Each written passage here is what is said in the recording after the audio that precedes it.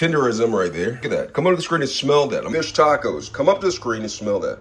Right here, I have Chilean sea bass. This is Kirkland's signature wild caught Chilean sea bass. It's hand trimmed, boneless, skinless, really good fish.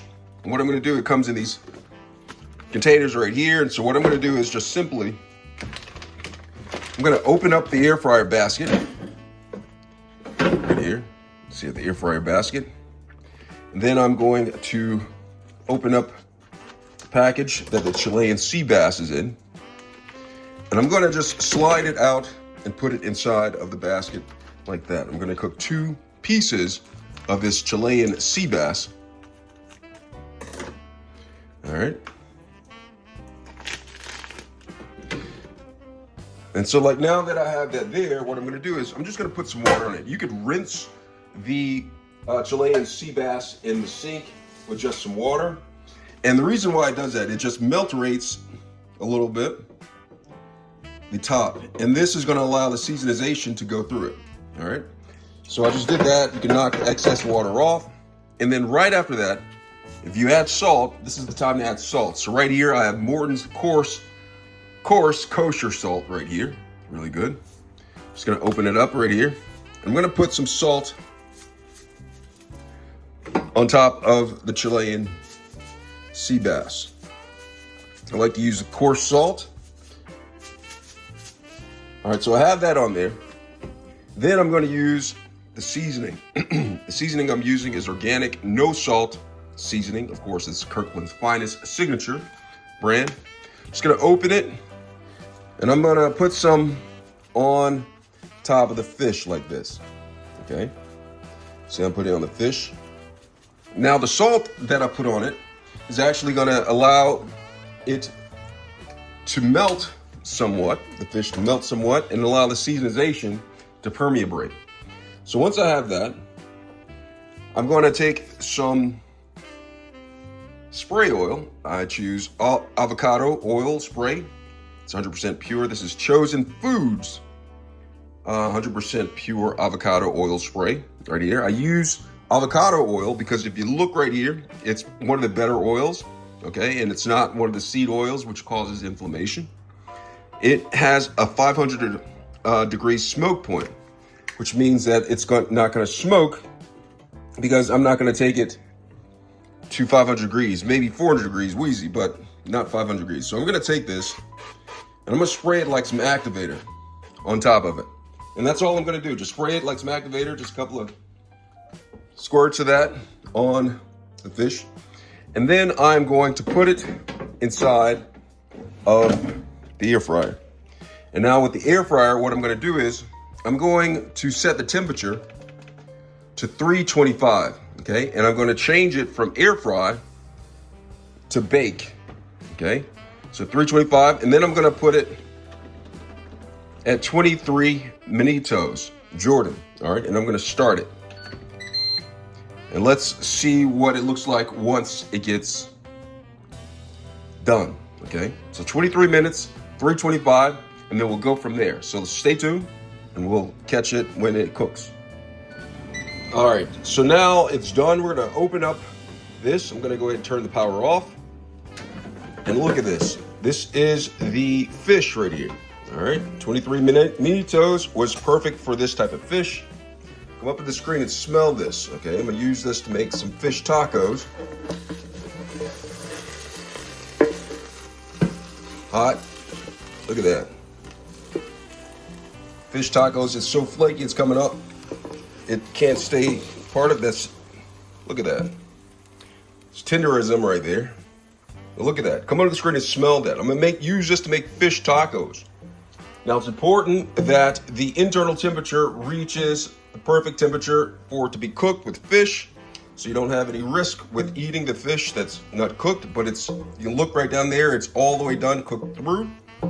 All right, you can let it sit a little bit more. You can cook some. You can turn the temperature down and cook it for a little bit longer if it's not, but that should do the trick. All right, so that's how you cook fish in an air fryer. That's how you cook fish that is frozen inside of an air fryer. So let me go ahead and start making the fish tacos.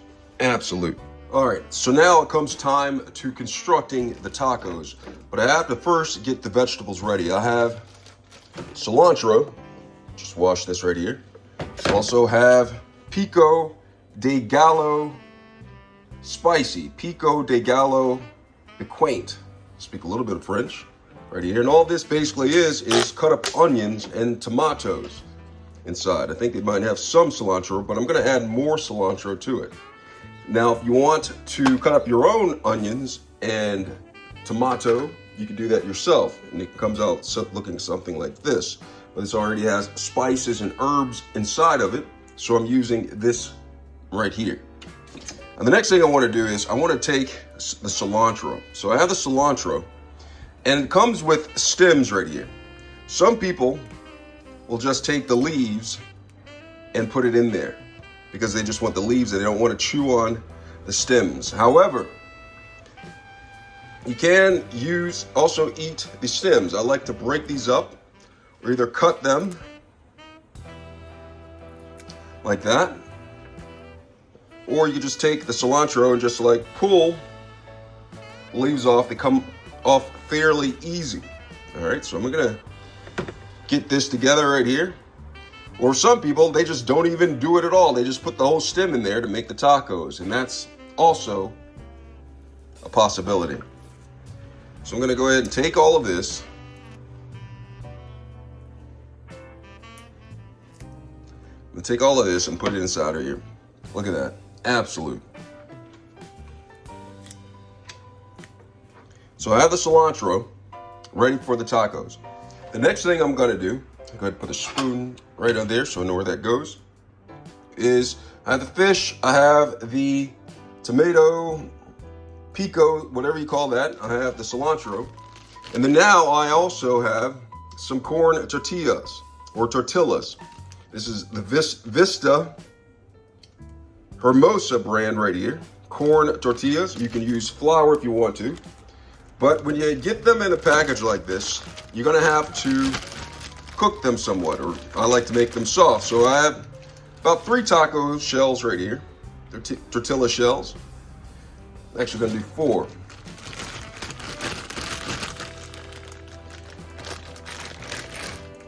And how to cook